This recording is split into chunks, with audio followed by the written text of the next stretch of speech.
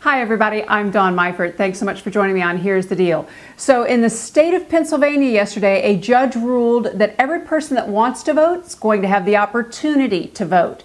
So now you may remember that a couple of Republican representatives in the state of Pennsylvania, Darrell Metcalfe and Mike Turzai, were trying to push through very restrictive voter ID laws. We all know that voter ID laws disproportionately affect the poor, African Americans, and students. The very people that are skewing in large numbers towards Barack Obama, those are the people that Republicans are trying to stop from getting to the polls.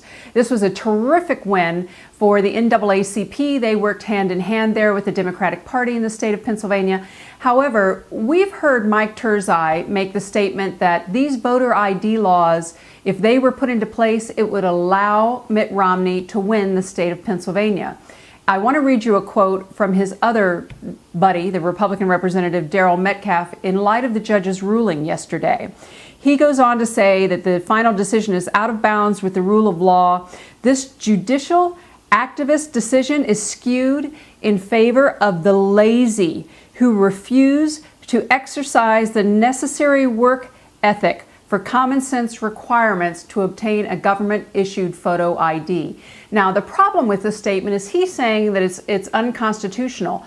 Actually, what Metcalfe is saying is unconstitutional. This law creates a poll tax. We have laws around poll taxes in this country. We don't allow it. A poll tax is when you charge someone a fee to allow them to vote.